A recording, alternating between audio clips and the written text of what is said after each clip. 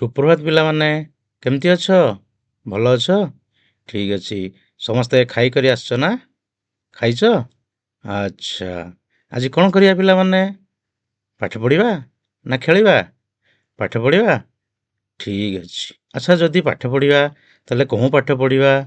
ତୁମକୁ କେଉଁ ପାଠ ପଢ଼ିବାକୁ ଭଲ ଲାଗେ? ଗଣିତ? ବଢ଼ିଆ। ଗଣିତ ତାହେଲେ ପଢ଼ିବା। ଠିକ୍ ଅଛି ପିଲାମାନେ, ଆଜି ଆମେ ସେଇ ଗଣିତ ପଢ଼ିବା। ଆରମ୍ଭ କରିବା ତାହେଲେ ପିଲା। ସମସ୍ତେ ପଢ଼ିବାକୁ ଇଚ୍ଛୁକ ଅଛ ତ? ପଢ଼ିବା? ଠିକ୍ ଅଛି। ପିଲାମାନେ, ଆଜି ଆମେ ତମ ଗଣିତ ବହିରେ ଥିବା ପ୍ରଥମ ଅଧ୍ୟାୟ ଗଣିତରେ ସଂରଚନା ସେ ବିଷୟରେ ଆଲୋଚନା କରିବା। କ'ଣ ଆଲୋଚନା କରିବା? ସଂଖ୍ୟା କ୍ରମରେ ଥିବା ଚିତ୍ରିତ ଉପସ୍ଥାପନା ଗୁଡ଼ିକୁ ଆମେ ଆଲୋଚନା କରିବା। ଠିକ୍ ଅଛି ପିଲାମାନେ, ବର୍ତ୍ତମାନ ଦେଖିବା କିଛି ଚିତ୍ର। এই ଚିତ୍ର ଗୁଡ଼ିକ ଦେଖି ତୁମେ କହିବ ଏହି ଚିତ୍ର ଗୁଡ଼ିକ କେଉଁ ପ୍ରକାର ସଂଖ୍ୟାକୁ ସୂଚାଉଛି। କୁହ ପିଲାମାନେ। ପ୍ରଥମେ 1, ତାପରେ 2ଟି ବିନ୍ଦୁ, ତାପରେ 3ଟି, ତାପରେ 4ଟି, ସେହିପରି କେତେ ଆସିବ? ତାପରେ ଆସିବ 5ଟି। ତାହେଲେ 1, 2, 3, 4 ଏବଂ 5 ଏଗୁଡ଼ିକ କେଉଁ ପ୍ରକାର ସଂଖ୍ୟା? ଏଗୁଡ଼ିକ ହେଉଛି ଗଣନ ସଂଖ୍ୟା। ସେହିପରି ଦେଖିବା ବର୍ତ୍ତମାନ 1, ତାପରେ କେତୋଟି ବିନ୍ଦୁ ଅଛି? 3ଟି, ତାପରେ 5ଟି, ତାପରେ 7ଟି। ତାହେଲେ ଆମେ କ'ଣ କ'ଣ ପାଇଲୁ? 1, 3, 5, 7 ଏଗୁଡ଼ିକ କେଉଁ ପ୍ରକାର ସଂଖ୍ୟା? କୁହ ପିଲାମାନେ। ତୁମମାନେ ସବୁ ଜାଣିଛ ଏଗୁଡ଼ିକ ହେଉଛି ଅଯୁଗ୍ମ ସଂଖ୍ୟା। ବର୍ତ୍ତମାନ ପିଲାମାନେ କହିଲେ ଦେଖିବା এই ଚିତ୍ରଟି। ପ୍ରଥମେ 2ଟି ବିନ୍ଦୁ ଅଛି, ତାପରେ 4ଟି ବିନ୍ଦୁ ଅଛି, ତାପରେ 6ଟି ଅଛି, ତାପରେ 8ଟି ଅଛି। ତାହେଲେ ଆମେ କ'ଣ କ'ଣ ସଂଖ୍ୟା ପାଇଲେ? 2, 4, 6 ଏବଂ 8। এই ସଂଖ୍ୟା ଗୁଡ଼ିକୁ କି ସଂଖ୍ୟା କୁହାଯାଏ? କୁହ। ଆଗରୁ ପଢ଼ାଯାଇଛି ଏଗୁଡ଼ିକୁ ଯୁଗ୍ମ ସଂଖ୍ୟା କୁହାଯାଏ। Very good. ବର୍ତ୍ତମାନ ଆମେ ଦେଖିବା। ଦେଖ ସମସ୍ତେ ଚିତ୍ରଟିକୁ ଗଣ ଭଲ ଭାବରେ। 1, ତାପରେ 4, ତାପରେ 3 ଯୁକ୍ତ 3 ଯୁକ୍ତ 3 9, ତାପରେ ପ୍ରଥମେ 4ଟି, ତାପରେ 4, ପୁଣି 4, ପୁଣି 4 କେତେ ହେଲା? 16। ତାହେଲେ କେଉଁ ପ୍ରକାର ସଂଖ୍ୟା ଆମେ ପାଇଲେ? 1, 4, 9 ଆଉ 16। ଏଗୁଡ଼ିକ କେଉଁ ପ୍ରକାର ସଂଖ୍ୟା ପିଲାମାନେ? ପଢ଼ାଯାଇଛି ଏଗୁଡ଼ିକ ହେଉଛି ଗୋଟିଏ ଗୋଟିଏ ବର୍ଗ ସଂଖ୍ୟା। Very good. ବର୍ତ୍ତମାନ ପିଲାମାନେ ଦେଖ এই ଚିତ୍ରଟି। କ'ଣ ଦେଖୁଛ ଚିତ୍ରରେ?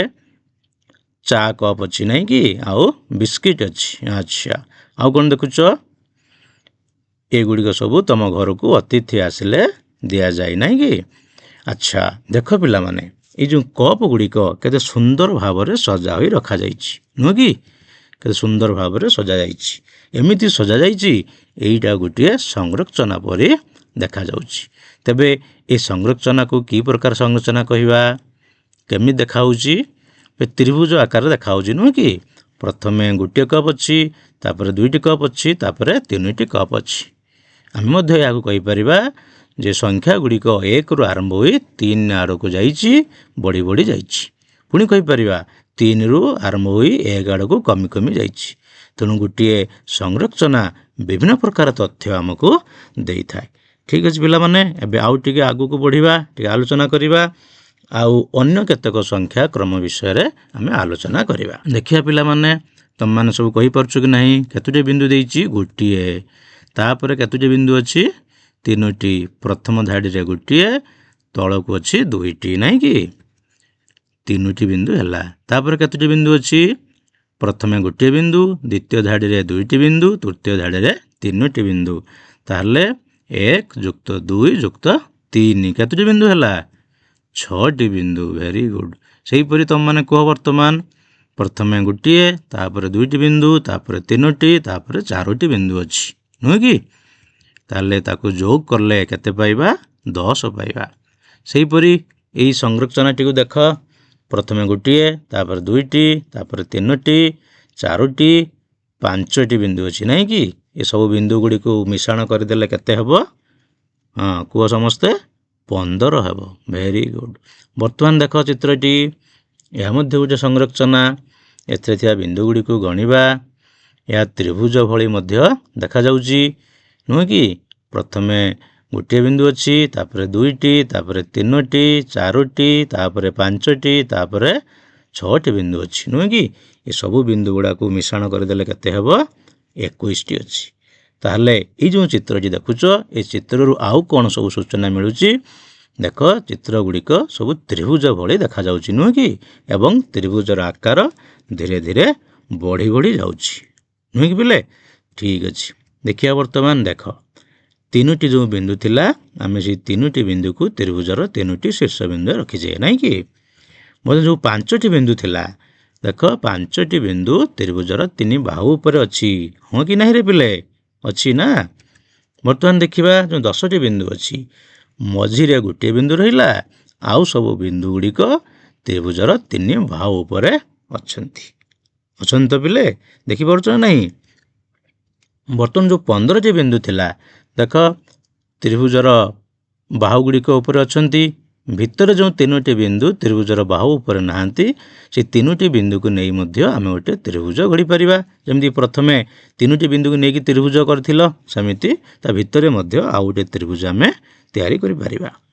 ସେମିତି ବର୍ତ୍ତମାନ ଦେଖିବା, ଯେଉଁ 21ଟି ବିନ୍ଦୁ ଥିଲା, 21ଟି ବିନ୍ଦୁରୁ ବାହାର ପାଖରେ ଥିବା ବିନ୍ଦୁମାନଙ୍କୁ ନେଇ ଗୋଟେ ତ୍ରିଭୁଜ କରାଯାଇଛି। ଭିତରେ ମଧ୍ୟ ଗୋଟେ ତ୍ରିଭୁଜ ହେଇପାରିବ ନୁହଁ କି? ତାହେଲେ ଆମେ କ'ଣ କହିବା? ଏଇ ଯେଉଁ ସଂଖ୍ୟା କ୍ରମଟି ଆମେ ପାଇଲେ 1, 3, 5, 10, 15 ଆଉ 21, ଏଇ ଯେଉଁ ସଂଖ୍ୟା କ୍ରମଟି ଆମେ ପାଇଲେ, ଏଗୁଡ଼ିକୁ କି ସଂଖ୍ୟା କହିବା? ତ୍ରିଭୁଜ ଭଳି ଦେଖାଯାଉଛି ନୁହଁ କି? ତ୍ରିଭୁଜୀୟ ସଂଖ୍ୟା? ନାଇଁ ରେ ପିଲେ, ଏମାନଙ୍କୁ ଆମେ ତ୍ରିଭୁଜୀୟ ସଂଖ୍ୟା କହିବା ନାହିଁ। ଏହି ସଂଖ୍ୟା କ୍ରମର ନାମ ହେଉଛି ତ୍ରିକୋଣୀୟ ସଂଖ୍ୟା କ୍ରମ। ତେଣୁ ଏହି ସଂଖ୍ୟା ଗୁଡ଼ିକୁ ତ୍ରିକୋଣୀୟ ସଂଖ୍ୟା ଆମେ କହିବା। ବୁଝିପାରିଲ ସମସ୍ତେ? ତାହେଲେ 1, 3, 5, 10, 15 ଆଉ 21 ଏମାନଙ୍କୁ ତ୍ରିକୋଣୀୟ ସଂଖ୍ୟା କୁହାଯାଏ। ଠିକ୍ ଅଛି ପିଲାମାନେ, ଏବେ ଦେଖିବା ଏଇ ତ୍ରିକୋଣୀୟ ସଂଖ୍ୟା କେମିତି ସୃଷ୍ଟି ହେଉଅଛି। କେମିତି ଆମେ ତ୍ରିକୋଣୀୟ ସଂଖ୍ୟା ସୃଷ୍ଟି କରିପାରିବା? ତୁମମାନେ ସମସ୍ତେ ତିଆରି କରିପାରିବ ତ୍ରିକୋଣୀୟ ସଂଖ୍ୟା। ଦେଖିବା, ପ୍ରଥମେ ଗୋଟିଏ ବିନ୍ଦୁ ଥିଲା, ତାପରେ ଯେଉଁ 3ଟି ବିନ୍ଦୁ ଥିଲା, ପ୍ରଥମ ଧାଡ଼ିରେ ଗୋଟିଏ ବିନ୍ଦୁ, ଦ୍ୱିତୀୟ ଧାଡ଼ିରେ 2ଟି ବିନ୍ଦୁ ଥିଲା। ତେଣୁ ଟୋଟାଲ ହେଇଥିଲା କେତେ? 3ଟି। ତାପରେ ଯେଉଁ 6ଟି ହେଲା, ପ୍ରଥମ ଧାଡ଼ିରେ ଗୋଟିଏ, ତାପରେ 2ଟି ବିନ୍ଦୁ, ତାପରେ 3ଟି ବିନ୍ଦୁ। 3ଟା ସଂଖ୍ୟାକୁ ଆମେ ମିଶ୍ରଣ କରିବା ପାଇଁ କହିଥିଲେ। ତେଣୁ 1 ମିଶାଣ 2 ମିଶାଣ 3 କେତେ ହେଇଗଲା? 6। ସେହିପରି ଯେଉଁ 10ଟି ବିନ୍ଦୁ ହେଇଥିଲା, ପ୍ରଥମ ଧାଡ଼ିରେ ଗୋଟିଏ ବିନ୍ଦୁ, ଦ୍ୱିତୀୟ ଧାଡ଼ିରେ 2ଟି ବିନ୍ଦୁ, ତୃତୀୟ ଧାଡ଼ିରେ 3ଟି ବିନ୍ଦୁ, ଚତୁର୍ଥ ଧାଡ଼ିରେ 4ଟି ବିନ୍ଦୁ। ତାହେଲେ 1 ଯୁକ୍ତ 2 ଯୁକ୍ତ 3 ଯୁକ୍ତ 4 ମିଶିଲେ କେତେ ହେବ? 10 ହେବ। ତୁମେ ଏହିପରି ଏହା ପର ତ୍ରିକୋଣୀୟ ସଂଖ୍ୟାଟିକୁ କହିପାରିବ। କହିଲ ଦେଖିବା, 1 ସହିତ କେତେ ମିଶାଇବା? 2 ମିଶାଇବା। ତାପରେ କେତେ ମିଶାଇବା? 3। ତାପରେ କେତେ ମିଶାଇବା? 4। ତାପରେ କେତେ ଆସିବ? 5 ଆସିବ ନୁହେଁ କି? ତାହେଲେ ସେସବୁକୁ ମିଶାଇ ଦେଲେ କେତେ ହେବ? 15 ହେବ ନୁହେଁ କି? ତାହେଲେ ଆମେ କ'ଣ ଦେଖିଲେ? ଏଇ ଯେଉଁ ସଂଖ୍ୟା ଗୁଡ଼ିକ ସବୁ ସୃଷ୍ଟି ହେଉଛି, ପ୍ରତ୍ୟେକ ଗୋଟିଏ ଗୋଟିଏ ଗୌଣ ସଂଖ୍ୟା। 1, 2, 3 ଏମାନେ ସବୁ ଗୋଟିଏ ଗୋଟିଏ ଗଣନ ସଂଖ୍ୟା। ତାହେଲେ ଆମେ ଯେଉଁ ସଂଖ୍ୟା କ୍ରମଟି ପାଇଲେ, ଏଇ ସଂଖ୍ୟା କ୍ରମଟି ଗୌଣ ସଂଖ୍ୟାମାନଙ୍କର ସମଷ୍ଟିରେ ସୃଷ୍ଟି ହେଉନାହିଁ ତ? ସୃଷ୍ଟି ହେଉଛି। 1 ଯୁକ୍ତ 2 ଯୁକ୍ତ 3 ଯୁକ୍ତ 4 ସମାନ 10 ହେଇଛି। ସେମିତି ଯେଉଁ 15 ତୁମମାନେ କହିଲ, 5ଟି ଗଣନ ସଂଖ୍ୟା, 1, 2, 3, 4, 5। 5ଟି ଗଣନ ସଂଖ୍ୟାର ସମଷ୍ଟି କେତେ ହେଇଯିବ? 15 ହେବ ନୁହଁ କି? ଆଉ କ'ଣ ଦେଖୁଛ ପିଲାମାନେ? ଏଥିରେ ଯେଉଁ ପଚାରିଥିଲି ତୁମମାନଙ୍କୁ, 1 ଯୁକ୍ତ 2 ଯୁକ୍ତ 3 ଯୁକ୍ତ 4 ଯୁକ୍ତ 5 ସମାନ କେତେ ହେବ? 15 ହେବ ନୁହେଁ କି? ସେହିପରି ୟା ପରକ୍ରମଟି ତୁମମାନେ କହିପାରିବ ନାହିଁ? କହିପାରିବ। ଆମେ କହିଲେ ଏଇ ସଂଖ୍ୟା କ୍ରମଟି ଗଣନ ସଂଖ୍ୟାମାନଙ୍କ ସମଷ୍ଟିରେ ସୃଷ୍ଟି ହେଉଛି। ତେଣୁ ତୁମମାନେ ସମସ୍ତେ ଯୋଗ କରିଦିଅ। ପ୍ରଥମରୁ 6ଟି ଗଣନ ସଂଖ୍ୟା, 1 ପାଖରୁ ଆରମ୍ଭ କରି କ୍ରମ ଅନୁସାରେ 6ଟି ଗଣନ ସଂଖ୍ୟା, 1, 2, 3, 4, 5, 6 ଏସବୁକୁ ମିଶାଇଲେ କେତେ ହେବ? 21 ହେବ। ପିଲାମାନେ ବୁଝିପାରିଲ? ତେଣୁ ତ୍ରିକୋଣୀୟ ସଂଖ୍ୟା କେମିତି ସୃଷ୍ଟି ହେଉଛି ତୁମମାନେ ସବୁ କହିପାରିବ। ବର୍ତ୍ତମାନ କହିଲ ଦେଖିବା, ୟା ପର ତ୍ରିକୋଣୀୟ ସଂଖ୍ୟାଟି କ'ଣ ଆସିବ? 1, 3, 6, 10, 15, 21 ତ୍ରିକୋଣୀୟ ସଂଖ୍ୟା। ତା ପର ତ୍ରିକୋଣୀୟ ସଂଖ୍ୟାଟି କେତେ ଆସିବ? 15ରେ 5ଟି କ୍ରମିକ ସଂଖ୍ୟା, କ୍ରମିକ ଗୌଣ ସଂଖ୍ୟା ମିଶାଯାଇଛି। 21ରେ 1ରୁ ଆରମ୍ଭ କରି 6 ପର୍ଯ୍ୟନ୍ତ ଗୌଣ ସଂଖ୍ୟାର ସମଷ୍ଟି କରାଯାଇଛି। ସେମିତି କେତେ ହେବ? 1ରୁ 7 ପର୍ଯ୍ୟନ୍ତ ଗୌଣ ସଂଖ୍ୟାର ସମଷ୍ଟି ଯେତିକି ହେବ ସେଇଟା ହେଉଛି 21ର ପରବର୍ତ୍ତୀ ତ୍ରିକୋଣୀୟ ସଂଖ୍ୟା। ବୁଝିପାରିଲେ ପିଲାମାନେ? ନା କିଛି ଅସୁବିଧା ହେଉଛି? ତାହେଲେ ଆମେ କ'ଣ ଦେଖିଲୁ ଏଠି? ଗୋଟିଏ ପରେ ଗୋଟିଏ ଗୌଣ ସଂଖ୍ୟାର ସମଷ୍ଟିରେ ଏହି ତ୍ରିକୋଣୀୟ ସଂଖ୍ୟା ସୃଷ୍ଟି ହେଉଛି। ଲେଖି ରଖ ସମସ୍ତେ, ତ୍ରିକୋଣୀୟ ସଂଖ୍ୟା ଆମେ କେମିତି ପାଇବା? ଗୋଟିଏ ପରେ ଗୋଟିଏ ଗୌଣ ସଂଖ୍ୟାକୁ ଯୋଗ କରିବା। ଯୋଗ କଲେ ତ୍ରିକୋଣୀୟ ସଂଖ୍ୟା ସୃଷ୍ଟି ହେବ। ଆଉ କ'ଣ ଦେଖିଲେ? ପ୍ରଥମ ଗୌଣ ସଂଖ୍ୟା ଥିଲା କେତେ? 1। ସେଥିରେ ଆମେ ତାର ପରବର୍ତ୍ତୀ ଗୌଣ ସଂଖ୍ୟା ମିଶାଇଲୁ 2। ତାହେଲେ 1 ଯୁକ୍ତ 2 କେତେ ହେଲା? 3 ହେଲା। ସେମିତି 1 ଆଉ 2 ସହିତ 2ର ପରବର୍ତ୍ତୀ ଗୌଣ ସଂଖ୍ୟା ଆମେ ମିଶାଇଲୁ। ମିଶାଇଲା ପରେ ତା ପର ତ୍ରିକୋଣୀୟ ସଂଖ୍ୟାଟି ମିଳିଲା। ବୁଝିପାରୁଛ? ଏମିତି ତୁମମାନେ ମିଶେଇ ମିଶି ତ୍ରିକୋଣ ସଂଖ୍ୟା ତିଆରି କରିପାରିବ। ବର୍ତ୍ତମାନ ଦେଖିବା କହିଲ। 1, 3, 6, 10, 15, 21 ଏସବୁ ଗୋଟିଏ ଗୋଟିଏ କି ସଂଖ୍ୟା? ତ୍ରିକୋଣୀୟ ସଂଖ୍ୟା, ନୁହେଁ କି? ତାହେଲେ 21 ପରେ କେତେ ହେବ ତ୍ରିକୋଣୀୟ ସଂଖ୍ୟାଟି? କୁହ।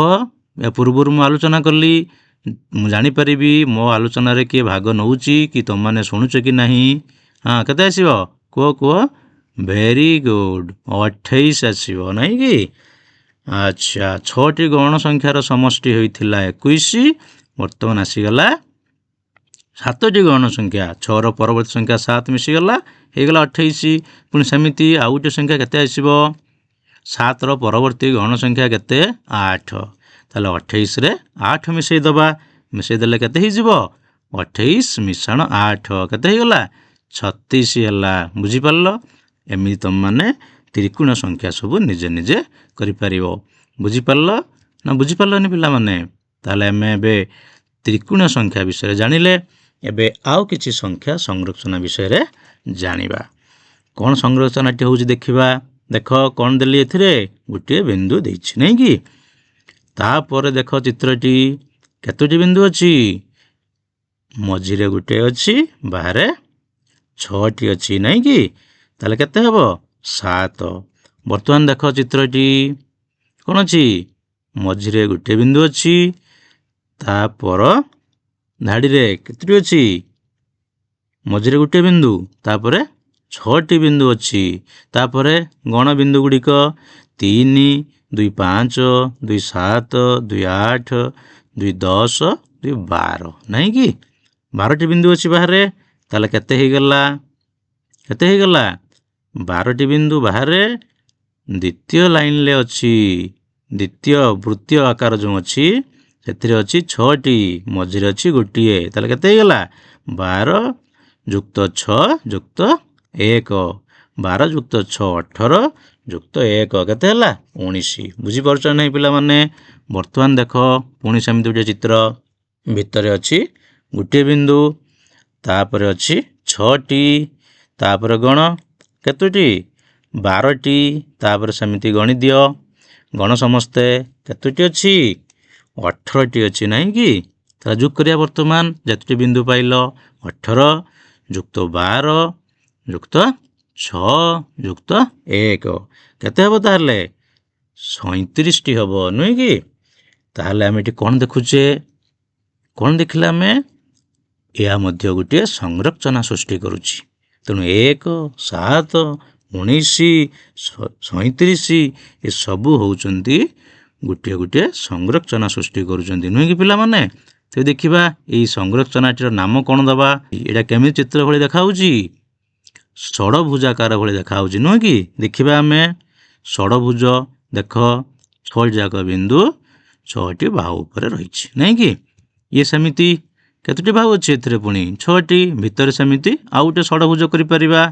ସେମିତି ଏଠି ଦେଖ ବାହାରେ ଗୋଟିଏ ଷଡ଼ଭୁଜର ଚିତ୍ର ହେଉଛି, ଭିତରେ ମଧ୍ୟ ଗୋଟେ ଷଡ଼ଭୁଜ ହେଇପାରିବ, ତା ଭିତରେ ଆଉ ଗୋଟେ ଷଡ଼ଭୁଜ ହେଇପାରିବ, ନୁହେଁ କି? ତେଣୁ ସେ କ୍ଷେତ୍ରରେ ସିନା ଆମେ ତ୍ରିଭୁଜୀୟ ସଂଖ୍ୟା କହିନଥିଲେ, ଏଠି କ'ଣ କହିବା? ତାହେଲେ ଏହାକୁ କ'ଣ କହିବା? ସେହିପରି ଷଡ଼ଭୁଜୀୟ ସଂଖ୍ୟା କହିବା କି? ଏହା କାହା ଉପରେ ଦିଶୁଛି ପିଲାମାନେ? ଷଡ଼ଭୁଜ ଉପରେ ଦେଖାହେଉଛି, ନୁହେଁ କି? ଆଚ୍ଛା, ଯଦି ଷଡ଼ଭୁଜ ଉପରେ ଦେଖାଯାଉଛି ତାହେଲେ ଏହାକୁ ଆମେ ଷଡ଼ଭୁଜୀୟ ସଂଖ୍ୟା କହିବା କି? ହଁ, ଏହାକୁ ଆମେ ଷଡ଼ଭୁଜୀୟ ସଂଖ୍ୟା କହିବା। ବୁଝିପାରିଲେ ପିଲାମାନେ? ତାହେଲେ 1, 7, 19, 37 ଏସବୁ ହେଉଛି ଗୋଟିଏ ଗୋଟିଏ ଷଡ଼ଭୁଜୀୟ ସଂଖ୍ୟା। ବର୍ତ୍ତମାନ ଦେଖିବା ଆମେ ଏଇ ଷଡ଼ଭୁଜୀୟ ସଂଖ୍ୟା କେମିତି ସୃଷ୍ଟି ହେଉଛି। ଆମେ ଯଦି ଜାଣିଯିବା ତାହେଲେ ଆମେ ୟା ପର ଷଡ଼ଭୁଜୀୟ ସଂଖ୍ୟାଟି ମଧ୍ୟ କହିପାରିବା। ପ୍ରଥମେ ଗୋଟିଏ ବିନ୍ଦୁ ଥିଲା ନାଇଁ କି? ତାପରେ ଯେଉଁ 7ଟି ବିନ୍ଦୁ ଥିଲା, ଦେଖ 1 ବିନ୍ଦୁ ଅଛି, ତାପରେ 6ଟି ବିନ୍ଦୁ ପଳେଇ ଆସିଲା ନାଇଁ କି? ତାହେଲେ ଆମେ କ'ଣ ପାଇଲୁ? 1 ଯୁକ୍ତ 6। ସେହିପରି ତୃତୀୟ ଚିତ୍ର ଦେଖିବା। ଦେଖ ପୁଣି ଦେଖିବା। ଏଇ ଦେଖ କ'ଣ ଦେଖିଲ? ପ୍ରଥମେ 6ଟି ବିନ୍ଦୁ ଆସିଲା, ତାପରେ କେତୋଟି ବିନ୍ଦୁ ଆସିଲା? 12ଟି ବିନ୍ଦୁ ଆସିଲା ନୁହଁ କି? 12ଟି ବିନ୍ଦୁ ଆସିଲା। ତାହେଲେ ଆମେ ସେମିତି ଲେଖିପାରିବା 1 ମିଶାଣ 6 ମିଶାଣ 12। ସେମିତି ଦେଖ 4 ନମ୍ବର ଚିତ୍ରଟି, 6ଟି ବିନ୍ଦୁ ବାହାରି ଆସିଲା, ପୁଣି କେତୋଟି ବିନ୍ଦୁ ବାହାରି ଆସିଲା? 12ଟି ବିନ୍ଦୁ ଆସିଲା। ବର୍ତ୍ତମାନ କେତୋଟି ବିନ୍ଦୁ ଆସିଲା? 18ଟି ବିନ୍ଦୁ ଆସିଲା ନୁହେଁ କି? ତାହେଲେ ଆମେ କ'ଣ ଲେଖିବା? 1 ମିଶାଣ 6 ମିଶାଣ 12 ମିଶାଣ 18। ଆଚ୍ଛା ପିଲାମାନେ, ଆଉ ସବୁ କ'ଣ ଦେଖୁଛ? କ'ଣ ଏ ଚିତ୍ର ଦେଖୁଛ? ଟିକେ ଭଲ କି ଚିନ୍ତା କର। ପ୍ରଥମେ ରହିଲା 1, ତାପରେ ରହିଲା 6, ତାପର ଚିତ୍ରରେ ରହିଲା 6 ପରେ 12। 4 ନମ୍ବର ଚିତ୍ରରେ ରହିଲା 1, 6, 12, 18। ଏମିତି ସବୁ ବଢ଼ି ବଢ଼ି ଯାଉଛି। ବୁଝିପାରୁଛ ନା ନାହିଁ? ତାହେଲେ ଷଡ଼ଭୁଜୀୟ ସଂଖ୍ୟା କିପରି ସୃଷ୍ଟି ହେଉଛି ସମସ୍ତେ ଜାଣିଲ। ବର୍ତ୍ତମାନ ଆଉ ଟିକେ ଦେଖିବା। 1ରେ 6 ମିଶିଲା, କେତେ ହେଲା? 7। 1ରେ 6 ମିଶିଲା, ପୁଣି 12 ମିଶିଲା, ହେଲା 19। ସେମିତି 1ରେ 6 ମିଶିଲା, 12 ମିଶିଲା, ପୁଣି 18 ମିଶିଲା, ହେଲା 37 ନୁହେଁ କି? ବର୍ତ୍ତମାନ ତୁମମାନେ କହିପାରିବ ନା ନାହିଁ? କହିପାରିବ? ଦେଖ କେମିତି ହେଉଛି ଷଡ଼ଭୁଜୀୟ ସଂଖ୍ୟା। 6 ପରେ ଯେଉଁ 12 ହେଲା, 6, 12, ବୁଝିପାରୁଛ? ଟିକେ ଭଲ କି ଦେଖ। ଦେଖ ତୃତୀୟ ସଂଖ୍ୟାଟି ଦେଖ, 6 ପରେ 12 ପୁଣି 18। ବୁଝିପାରୁଛ ନା ନାହିଁ? ତାହେଲେ 6 ଥିଲା, 12 ହେଲା, ପୁଣି 18 ହେଲା। ଏଇଟାକୁ ଆମେ 6ର ଗୁଣିତକ କହିବା ନା ନାହିଁ? 6, 12, 18 ନୁହେଁ କି? ଏଇଗୁଡ଼ିକ ହେଉଛି 6ର ଗୋଟିଏ ଗୋଟିଏ ଗୁଣିତକ। ବୁଝିପାରିଲ? ତାହେଲେ ଷଡ଼ଭୁଜୀୟ ସଂଖ୍ୟା କିପରି ସୃଷ୍ଟି ହେଉଛି ଦେଖିବା। ଆଉ ଗୋଟିଏ ସଂରଚନା 1, ତାପରେ 6, ତାପରେ 12, ତାପରେ 18 ନାଇଁ କି? ସେହିପରି ତୁମେ କହିବ 6ରୁ 12 ଗୋଟିଏ ଗୁଣିତକ, ପୁଣି 18 ଆଉ ଗୋଟିଏ ଗୁଣିତକ। ଏଇଟା କ'ଣ ହେବ ତାହେଲେ? 6ର ଆଉ ଗୋଟିଏ ଗୁଣିତକ ହେବ। 18 ପରେ 6ର ଆଉ ଗୋଟିଏ ଗୁଣିତକ କ'ଣ? 24। Very good. ତାହେଲେ ସମସ୍ତଙ୍କୁ ଯଦି ମିଶାଇ ଦେବା ଆମେ କେତେ ପାଇବା? 61 ପାଇବା। ଠିକ୍ ଅଛି ପିଲାମାନେ, ବର୍ତ୍ତମାନ ଆଉ ଗୋଟିଏ ସଂଖ୍ୟାର କ୍ରମ ଦେଖିବା। 1, 6, 12, 18। ତାପରେ କ'ଣ ହେବ? ଏହା ପୂର୍ବଟା ଆଲୋଚନା କଲେ କେତେ ହେଇଯିବ ସେଠି? ଆଚ୍ଛା ଦେଖିବା କେମିତି ହେଉଛି। 6ରୁ 12 ଗୋଟିଏ ଗୁଣିତକ, ପୁଣି 18, 6ର ଆଉ ଗୋଟିଏ ଗୁଣିତକ, ପୁଣି କେତେ ହେବ? 6ର ତୃତୀୟ ଗୁଣିତକ କେତେ? କେତେ ହେବ? 24 ନାଇଁ କି? ସେମିତିକା 6ର ଚତୁର୍ଥ ଗୁଣିତକ କେତେ ହେବ? 6ର ପ୍ରଥମ ଗୁଣିତକ ହେଲା 6, 6ର ଦ୍ୱିତୀୟ ଗୁଣିତକ ହେଲା 12, 6ରେ 3 ଗୁଣିଲେ ହେବ 18, 6ରେ 4 ଗୁଣିଲେ ହେବ 24, 6ରେ 5 ଗୁଣିଆ। ବର୍ତ୍ତମାନ 6ରେ 5 ଗୁଣିଲେ କେତେ? 30। ତେଣୁ ପ୍ରଥମ ଡ୍ୟାସ୍ରେ 24, ଦ୍ୱିତୀୟ ଡ୍ୟାସ୍ରେ 30। ତାହେଲେ ଏଇସବୁ ସଂଖ୍ୟାକୁ ମିଶାଇ ଦେଲେ କେତେ ପାଇବା ଆମେ? ମିଶାଇ ଦିଅ, 91 ପାଇବା। ବୁଝିପାରିଲ ତାହେଲେ ସମସ୍ତେ କେମିତି ଷଡ଼ଭୁଜୀୟ ସଂଖ୍ୟା ସୃଷ୍ଟି ହେଉଛି? ଏବେ ତୁମମାନେ ନିଜେ ସୃଷ୍ଟି କରିପାରିବ ନା ପାରିବ ନାହିଁ? Very good. କ'ଣ ଦେଖିଲୁ ଆମେ? ଆମେ ଦେଖିଲୁ 1 ସମେତ 6ର ଗୁଣିତକ ମାନଙ୍କର ଯୋଗଫଳରୁ ଷଡ଼ଭୁଜୀୟ ସଂଖ୍ୟା ମାନ ସୃଷ୍ଟି ହେଉଛି। ତାହେଲେ ଷଡ଼ଭୁଜୀୟ ସଂଖ୍ୟା କେମିତି ସୃଷ୍ଟି ହେଉଛି? ନା 1 ସହିତ ସବୁଥିରେ ସବୁ ଷଡ଼ଭୁଜୀୟ ସଂଖ୍ୟାରେ ପ୍ରଥମେ 1 ମିଶାଯାଇଛି। ବୁଝିପାରୁଛ ନା ନାହିଁ? ତେଣୁ 1 ସମେତ 6ର ଗୁଣିତକ ଗୁଡ଼ିକୁ ମିଶାଯାଇଛି। ତେଣୁ ଷଡ଼ଭୁଜୀୟ ସଂଖ୍ୟା କେମିତି ସୃଷ୍ଟି ହେବ? ନା 1 ସହିତ 6ର ଗୁଣିତକ ମାନଙ୍କୁ ମିଶାଇବା।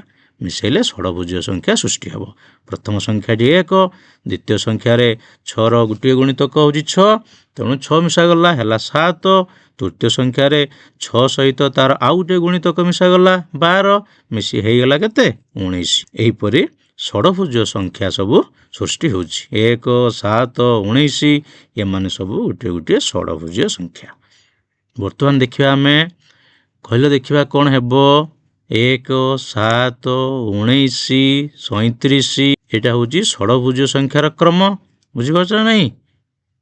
ବୁଝିପାରୁଛ ନା ନାହିଁ? 37ରେ କେତେ ମିଶାଇବା? ପୂର୍ବରୁ ପରେ ଆଲୋଚନା କଲେ 24 ମିଶାଇବା, କେତେ ହେଇଯିବ? 61, ନାହିଁ କି? ପୁଣି 61ରେ 6 ସହିତ 5 ଗୁଣିଲେ କେତେ ହେବ? 30। 61ରେ 30 ଯୋଗ କରିବା, 61ରେ 30 ଯୋଗ କଲେ କେତେ ହେଇଯିବ? 91। ବୁଝିହେଉଛି ନାହିଁ? ତାହେଲେ 37 ପରେ କେତେ ହେବ? 61 ହେବ, ତାପରେ 91 ହେବ, ତାପରେ ସେମିତି ତମମାନେ ନିଜେ ସବୁ ବାହାର କରିବ। ବୁଝିହେଲା? ଦେଖ ପିଲାମାନେ, ଏଇଟା ଗୋଟେ କାହାର ଚିତ୍ର? ଏଇଟା ଗୋଟେ କାହାର ଚିତ୍ର? ଦେଖିଥିବ ତମମାନେ ସମସ୍ତେ। ଇଏ ହେଉଛି ଗୋଟିଏ ମହୁ ଫେଣା, ନୁହେଁ କି? ତମମାନେ ସମସ୍ତେ ଦେଖିଛ ମହୁ ଫେଣା ଚିତ୍ରଟି। ଆଚ୍ଛା, ମହୁ ଫେଣାର ଆକାର କେମିତି ହେଇଛି? କେମିତି ହେଇଛି? ଷଡ଼ଭୁଜାକାର ଭଳି ହେଇଛି, ନୁହେଁ କି? ଆମେ ସେଇ ଷଡ଼ଭୁଜ ସଂଖ୍ୟା ପଢ଼ିଲେ ଏ ଷଡ଼ଭୁଜାକାର ଆକାର ଭଳି ହେଇଛି ମହୁ ଫେଣାଟି। କେବେ ଭାବିଛ ଏମିତି ଆକାର କାହିଁକି ହେଇଛି? କାହିଁକି ହେଇଛି? ଠିକ୍ ଅଛି, ଭାବିବ ହେଲା। ତେବେ ପିଲାମାନେ, ଏବେ ଆମେ କ'ଣ କରିବା? ଗୋଟିଏ ମହୁ ଫେଣାର ରେଖା ଚିତ୍ର ଅଙ୍କନ କରି ଆଣିବା। ଆମେ ଦେଖିବା ଷଡ଼ଭୁଜ ସଂଖ୍ୟା ଆଉ ମହୁ ଫେଣାର ଯେଉଁ ରେଖା ଚିତ୍ର ତୁମେ ଅଙ୍କନ କରିବ ତାଙ୍କ ମଧ୍ୟରେ କ'ଣ ସବୁ ସମ୍ପର୍କ ଅଛି। ପିଲାମାନେ ବୁଝିପାରିଲ? ପିଲାମାନେ, ଯାହା ଆଜି ଆମେ ପଢ଼ିଲେ ମୁଁ ଆଶା କରୁଛି ତୁମେମାନେ ସମସ୍ତେ ବୁଝିପାରିଥିବ। ଆଜି ଆମେ ତ୍ରିକୋଣୀୟ ସଂଖ୍ୟା ଆଉ ଷଡ଼ଭୁଜୀୟ ସଂଖ୍ୟା ବିଷୟରେ ଆଲୋଚନା କଲେ। ତୁମେମାନେ ବର୍ତ୍ତମାନ ତ୍ରିକୋଣୀୟ ସଂଖ୍ୟାର କ୍ରମ ନିଜେ ତିଆରି କରିପାରିବ ଏବଂ ଷଡ଼ଭୁଜୀୟ ସଂଖ୍ୟାର କ୍ରମ ମଧ୍ୟ ନିଜେ ତିଆରି କରିପାରିବ।